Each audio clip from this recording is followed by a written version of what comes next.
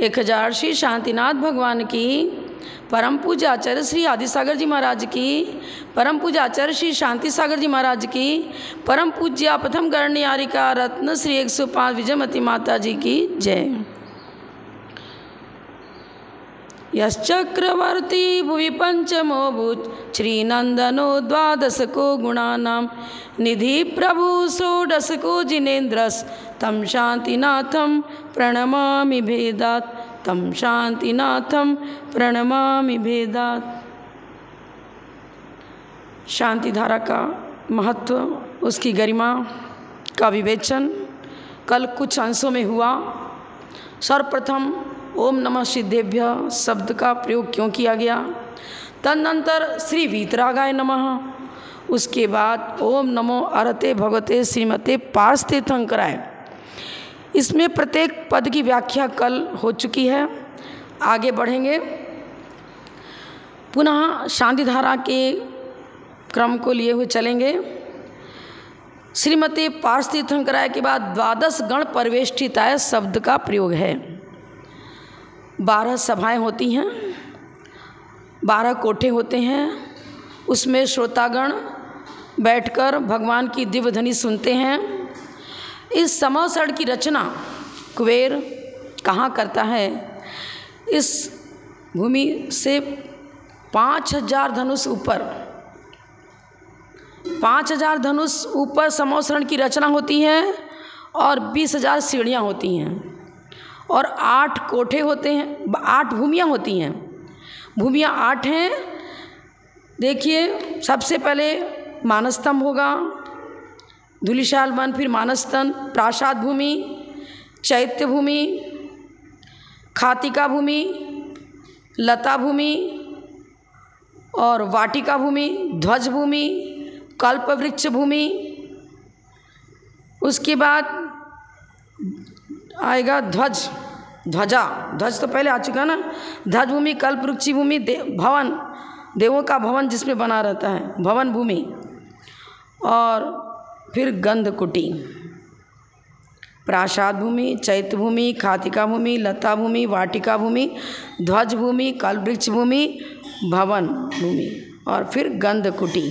गंधकुटी मध्य में है, जिसमें 3 कटनी है, ऊपर सिंहासन, सिंहासन से अधर जिनेन्द्र देव तीर्थंकर प्रभु विराजमान होते हैं।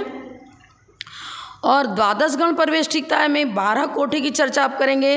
सबसे पहले कोठे में मुनि, निर्गंथ, साधु, आचार्य, परमेष्ठी आदि। दूसरे कोठे में कल्पवासी देवियाँ, तीसरे में आरिका श्राविकाएँ, चौथे में ज्योतिष देवियाँ, 5वें व्यंतर देवियाँ, 6ठे में भवनवासी देवियाँ, 7वें में भवनवासी देव, 8वें में व्यंतर देव, 9वें में ज्योतिष देव, 10वें में कल्पवासी देव। ये 10 कोठे हो गए। फिर 11वें कोठे में मनुष्यगण, कर्मभूमि मनुष्य आदि, और फिर तिर्यंचों का, इसमें शेर भी रहते हैं, खरगोश, हाथी सभी बैठे रहते हैं। मित्रवत, एक दूसरे के प्रति शुभ भावनाएं, परस्पर उपग्रह जीवानाम की भावनाएं अंतस्थल में प्रवाहित होती हैं। इस प्रकार श्रेष्ठ परिणामों से समन्वित वो भव्य जीव बहुत एकाग्रतापूर्वक भगवान की वाणी सुनते हैं। वो जिनेन्द्र देव की महिमा एक अद्भुत महिमा होती है वहाँ समवसरण में। लेकिन वो जिनेन्द्र बने कैसे? शुक्ल ध्यान पवित्राय, शुक्ल ध्यान की द्वारा पृथक एकत्व वितर, शुक्ल ध्यानों के द्वारा उन्होंने क्या किया? घातिया कर्म को नष्ट किया और सूक्ष्म किया प्रतिपाती ध्यान जब हुआ उस समय वो केवली हो चुके। शुक्ल ध्यान की भूमिका से जिनका पावन जीवन परम पावन कैवल्य ज्योति से समन्वित हो चुका है, पर 13वें गुण स्थान में यदि किसी की आयु 8 वर्ष कम 1 कोटि पूर्व की भी है तो क्या उतने काल तक ध्यान रहता है? क्या ध्यान का उत्कृष्ट काल तो एक अंतर्मुहूर्त ही है। तो आयु पर्यंत मात्र एक अंतर्मुहूर्त माइनस करिए, उतने काल तक 13वें गुण स्थान में वो मुनिराज वे जिनेंद्र देव बने रहते हैं, उनकी दिव्य ध्वनि कीर्ति है, धर्म प्रभावना होती रहती है। जब एक अंतर मुहूर्त काल आयु का शेष रह जाता है तब योग निरोध होता है। वैसे तो आप कहो कि योग निरोध की चर्चा तो ऐसी आती है कि 1 महीने का भी योग निरोध किया। अरे योग निरोध का मतलब यहाँ पर शुक्ल ध्यान अर्थ नहीं लेना। समासरण विघटित हो गया, दिव्य ध्वनि अब नहीं खिर रही है, एक जगह पर स्थिरतापूर्वक वो भगवान ध्यानस्थ हो गए। लेकिन अभी योग निरोध तो हुआ है, लेकिन सूक्ष्म क्रिया प्रतिपाती ध्यान की चर्चा करें तो उसका काल तो एक अंतर मुहूर्त ही है। सूक्ष्म क्रिया प्रतिपाती मतलब मन वचन काय की जो प्रवृत्ति है उससे जो आत्म प्रदर्शन में परिस्पंदन होता था वह सूक्ष्मतर होता चला जाता है, इसलिए इसका नाम सूक्ष्म क्रिया प्रतिपाती। तो एक अंतर मुहूर्त ही काल है शुक्ल ध्यान का। कहाँ पर? 13वें गुण स्थान में। और उस सूक्ष्म क्रिया प्रतिपाती ध्यान के द्वारा वो घात्या कर्म का भी नाश करते हैं। घात्या कर्म को तो पहले ही नष्ट हो चुके थे, तभी तो केवली हुए। उसके बाद अघात्या कर्म को नष्ट करने की चर्चा हुई और मात्र 85 प्रकृतियों की सत्ता रह गई थी। और 14वें गुण स्थान में यही जो सूक्ष्म क्रिया प्रतिपादी ध्यान है वो विपरीत क्रिया निवृत्ति के रूप में परिणत हो जाता है और अघात्या कर्म को नष्ट करते हुए वे सिद्ध अवस्था को प्राप्त कर लेते हैं। शुक्ल ध्यान पवित्राय, पूर्ण पवित्रता शुक्ल ध्यान के द्वारा होती है। इस शुक्ल ध्यान की भूमिका के प्रारंभ होने के बाद ही सत्ता विच्युति प्रारंभ होती है। 9वें गुण स्थान में 36 प्रकृतियों की सत्ता विच्युति। इस तरह से सारा कर्मकांड के हिसाब से जान लीजिए। यहाँ तो इतना ही बता है कि उनका पावन जीवन शुक्ल ध्यान के द्वारा पवित्र होता है।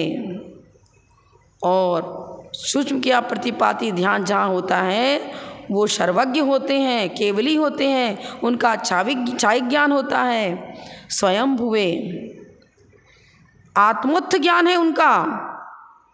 लौकिक द्रव्य श्रुत का अध्ययन करने के लिए हमें गुरुओं का आलंबन लेना पड़ता है, लेकिन जो तीर्थंकर होते हैं वो शुरू से किसी गुरु के द्वारा शिक्षा प्राप्त नहीं करते हैं, स्वयंभू होते हैं। और केवल ज्ञान होने के बाद तो उनका अतीन्द्रिय ज्ञान हो चुका, पूर्णतः अतीन्द्रिय ज्ञान।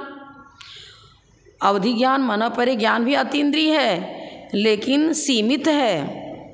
मात्र मूर्त पदार्थों का बोध अवधि ज्ञान मनोपरि ज्ञान से होता है, लेकिन केवल ज्ञान के द्वारा तो छहो द्रव्य और उसकी सभी पर्यायें एक साथ झलकती हैं और किसी ने का सहारा लेकर के, किसी का आश्रय लेकर के वो लोक अलोक का ज्ञान नहीं प्राप्त करते हैं। स्वयं बुद्ध हैं, स्वयं हुए, स्वयं अपनी आत्मशक्ति के द्वारा वो केवल ज्योति उनके ज्ञान में प्रकट होती है और लोक अलोक उनके ज्ञान में झलकता है।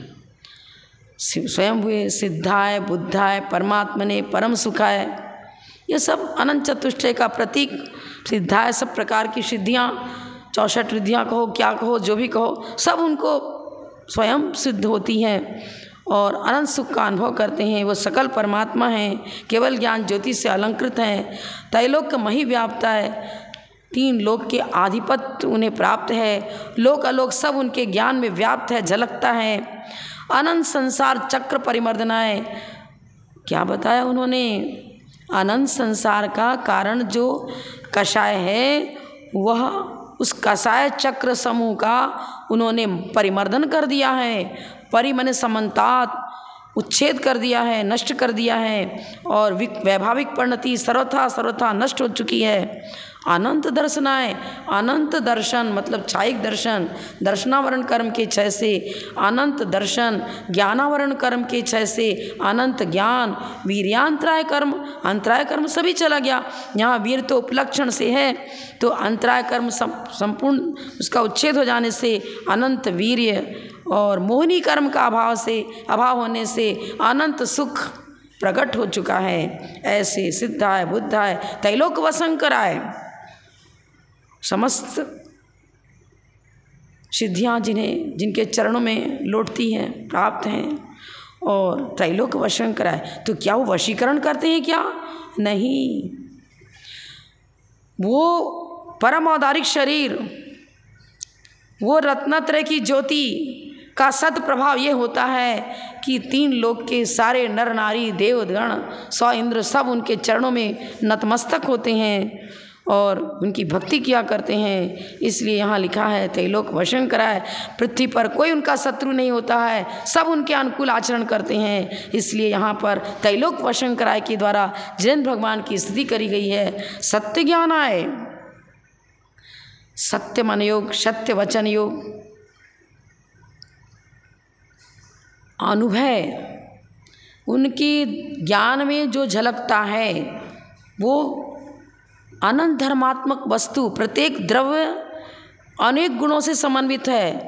द्रव गुण पर्यावत द्रव्यम, द्रव गुण पर्याय सहित समीचीन जो वस्तु का स्वरूप है वो उनके ज्ञान का विषय बनता है। ज्ञेय कैसा है?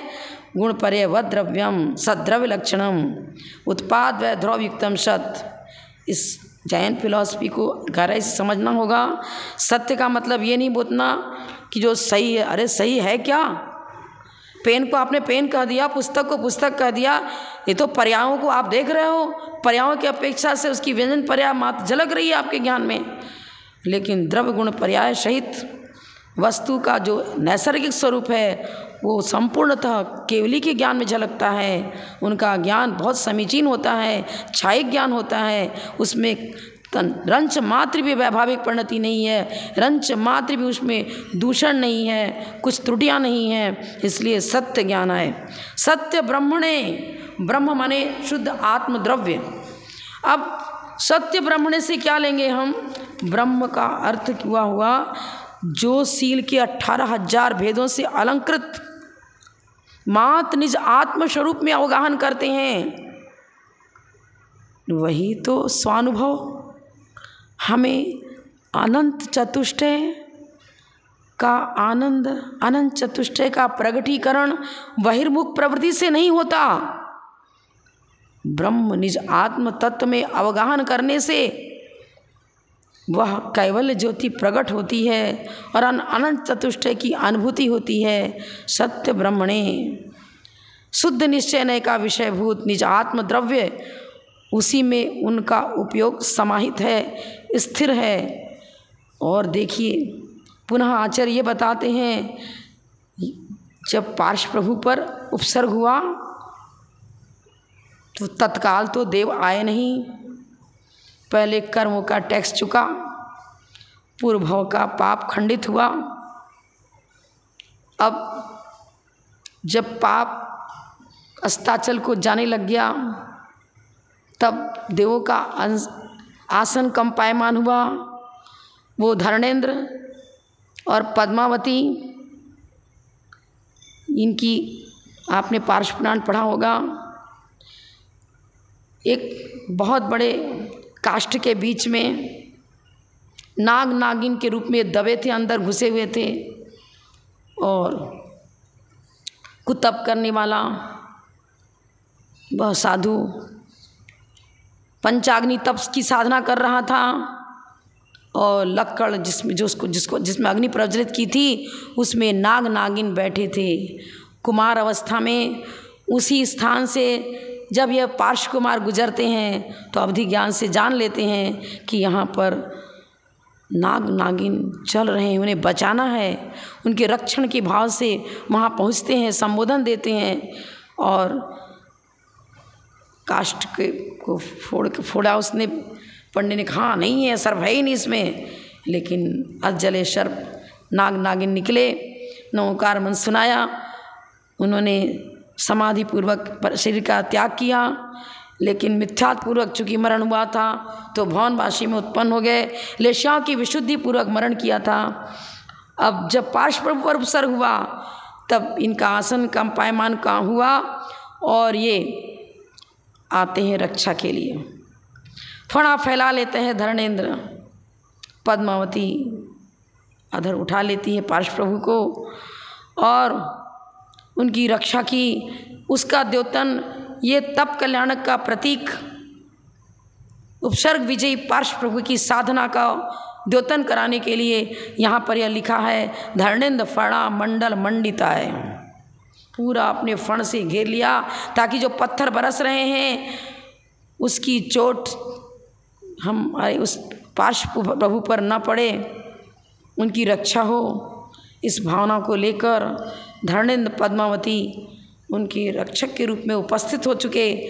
ये उनका साक्ष्य पुण्य था उपादान तो, लेकिन निमित्त धर्मेंद्र बने, पद्मावती बनी।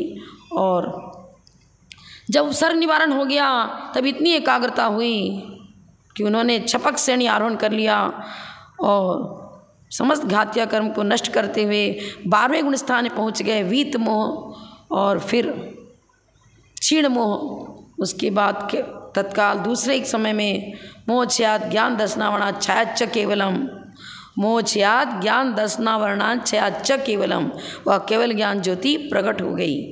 तो धर्मेंद्र पद्मावती को इन्होंने जो उपसर्ग निवारण किया उसकी सूचना भी हमें, उसका बोध भी हमें इस शांति धारा के द्वारा प्राप्त होता है। उनके महान तप का द्योतक यह कथन है। और फिर ऋषि आर्यकार श्रावक श्राविका प्रमुख चतुसंघोपसर्ग विनाशनाय। ऋषि आर्यकार श्रावक श्राविका में प्रमुखता को लिए हुए जो चतुर्विध संघ वहाँ विराजमान है, उनके लिए एक संबोधन मिलता है इन मंत्रों के द्वारा। क्या उपसर्ग विजयी बने पार्श्व प्रभु तो केवल ज्ञान ज्योति प्रकट हुई। कभी उपसर्ग आवे तो अंतर्मुख प्रवृत्ति बना लेना, बहिर्मुख प्रवृत्ति से हट जाना।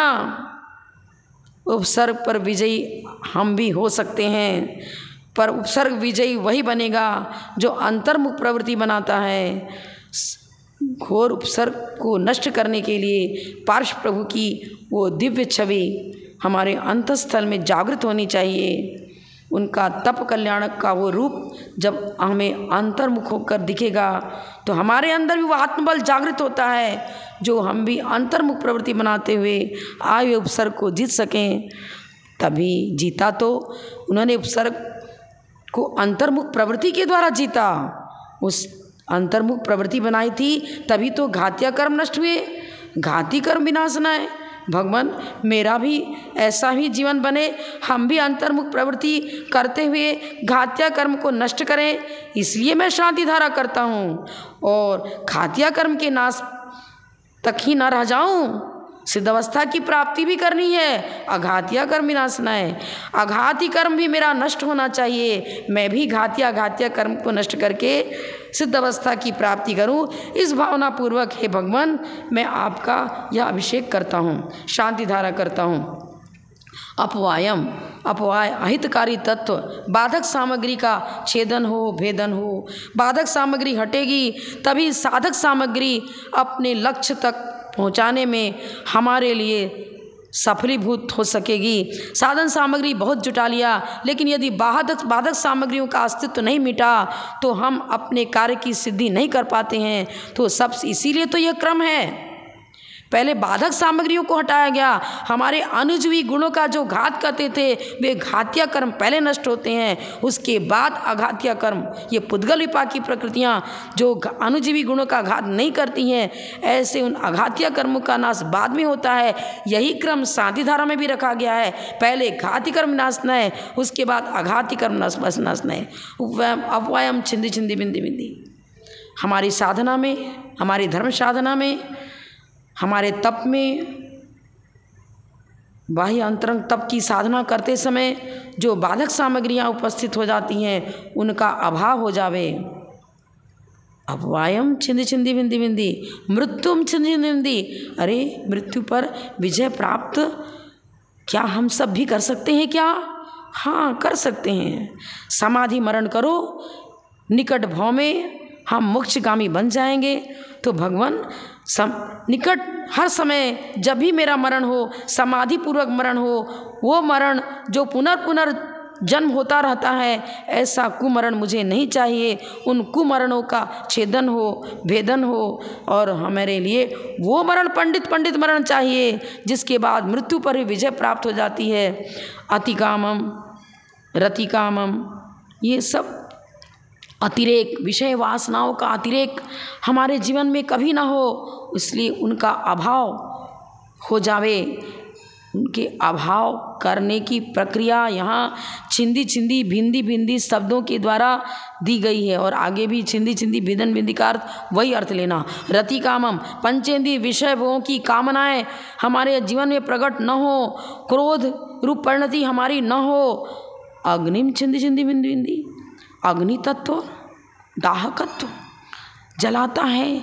यह अग्नि तो शरीर को जलाती है, बाहरी पेड़ पौधों को जला देगी, मकान दुकान को जला देगी, लेकिन जो कामाग्नि, जो पंचेंद्रिय विषयानुराग, ये मोह रूपी अग्नि जो अंतर में प्रज्वलित है, वो हमारी नष्ट हो तो आप बताते हैं कि ये अग्नि तो इस शरीर को जला देगी, आत्मा को जलाने की शक्ति, जीव द्रव्य को जलाने की शक्ति इस अग्नि में नहीं है। भगवान मेरे के अंदर भी ये जैन फिलॉसफी या जिन सिद्धांत हमेशा जागृत रहे, और वो क्रोधाग्नि कामाग्नि कभी भी हमारे अंदर प्रकट न हो, और ये अग्नि भी समय समय पर यदि कहीं उपसर्ग के रूप में उपस्थित होती है तो जिनेंद्र भगवान के नाम का स्मरण करते हुए वो अग्नि भी बिना जल के स्वयं में बुझ जाती है। कल्पांत काल पवनोद्दत वह निकल्पम दावानलम जलित मुज्जल स्फुलिंगम, आप पढ़ते भी हो भक्तामर में, क्या बताया। अग्नि के बीच में यदि किसी को रख दिया गया और वह जब आदि प्रभु का स्मरण करता है, जिन भगवान का ध्यान करता है, तो अग्नि भी बुझ जाती है। आपको क्या बताऊं, मैं एक दृष्टांत अवश्य प्रस्तुत करूंगी। जब पंचकिराणक महोत्सव सम्मेद शिखर में चल रहा था, आचार्य भरत सागर जी महाराज, श्यामवती माता जी सभी और भी बहुत सारे साधु वहाँ से उपस्थित थे, अमित सागर जी आदि गणन्यार का विजयमती माता जी वहाँ विराजमान थी। अचानक कुछ ऐसा कारण बना जो पंडाल में आग लग गई। जन कल्याण का समय था।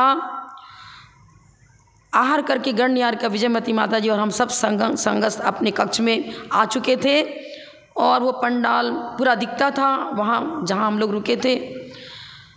अचानक एक हल्ला सा मचा, दौड़ते हुए हाथी की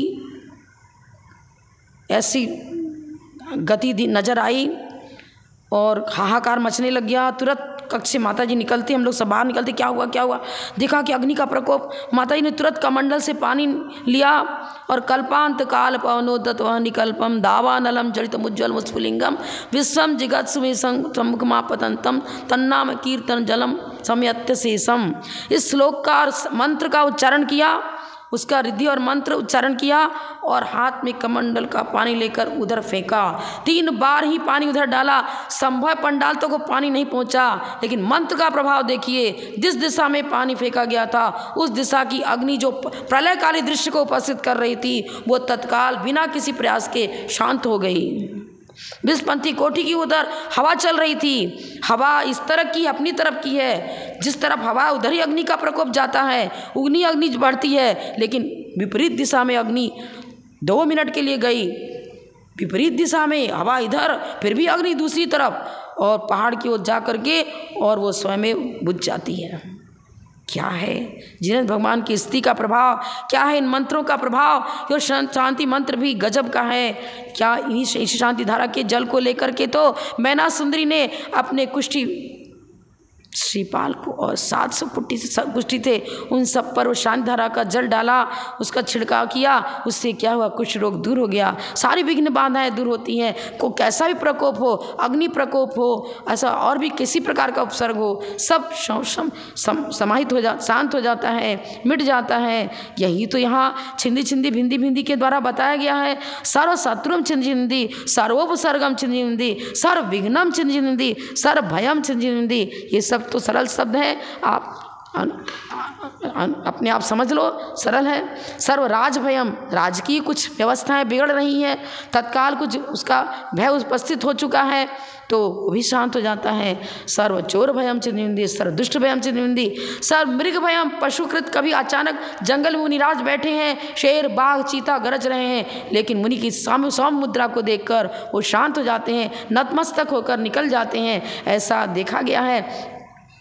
उद गांव के अंदर जो पास में जो कुंज वन है, वहाँ पर हमारे क्या बताऊँ, जब इस पृथ्वी पर मुनिराज कहीं नज़र नहीं आते थे, तब आदि सिंधु जो मुनिराज जिनका आप विवरण सुनते होंगे, गुरुदेव आचार्य सन्मति से हमारा सुना, गणन्यारी का विजयमती माता जी सुना, वो कंदराओं में गुफा में बैठे रहते थे। एक बार शेर आया और उनकी जिस गुफा में आचार्य आदि साहब महाराज जी विराजमान थे, वो उस गुफा के दरवाजे पर बैठा था। इधर कुछ डाकूगण पहुँचे, वो व्यापारियों का पीछा कर रहे थे। व्यापारीगण यत्र तत्र छिप गए, पर उन्हीं को ढूंढते हुए वहाँ पहुँचे, देखा शेर बैठा है, बंदूक निकाली, उन्हें मारना चाहा, लेकिन वो शेर देख रहा है कि मेरे तरफ बंदूक का वार होने वाला है, फिर भी सौम्य मुद्रा में बैठा। इस आश्चर्य को देखकर वो डाकू भी विस्मित हुए, कारण क्या है, शेर तो क्रूर होता है, ऐसा सौम्य कैसे। और वह नमस्कार करता है गुरुदेव को और छलांग लगाते हुए निकल जाता है। वो डाकूगढ़ देखते हैं कि ऐसा चमत्कार कभी नहीं देखा। अंदर गए गुफा में, वो सौम्य मुद्राधारी मुनिराज गुरुदेव आचार्य परमेष्ठी विराजमान थे। वो भी प्रभावित होता है, अपनी क्रूरता अपने पाप प्रवृत्ति का विसर्जन कर देता है, नियम लेता है कि आज से मैं कभी चोरी नहीं करूँगा, अनुव्रतों को धारण करता है। देखिए वीतराग परिणति का क्या सत्प्रभाव होता है। चोर भी चोरी करना छोड़ देता है, वो पशु भी अपनी हिंसात्मक प्रवृत्ति को छोड़ देते हैं। यही तो चमत्कार है। और मैं आगे समझ हो चुका है, तो इतना ही कहकर विराम लेती हूँ। कल फिर इस शांतिधारा को पूर्ण कर दूँगी। और क्या बताऊं, हम यदि इस प्रकार समीचीन चिंतन पूर्वक जिन्हें भक्ति करेंगे तो अवश्य ही हमारे भी अंदर वो शक्ति प्राप्त हो सकती है, जो हम बहिरात्मा से अंतरात्मा और आत्मात्मा से परमात्मा बनाने की क्षमता अपने अंदर प्रकट कर सकें। इतना ही कहकर मैं विराम लेती हूँ। जय बोलो परम पूज्य प्रथम गणनिहारिका रत्न श्री 105 विजयमती माता जी की जय। जय धर्म की।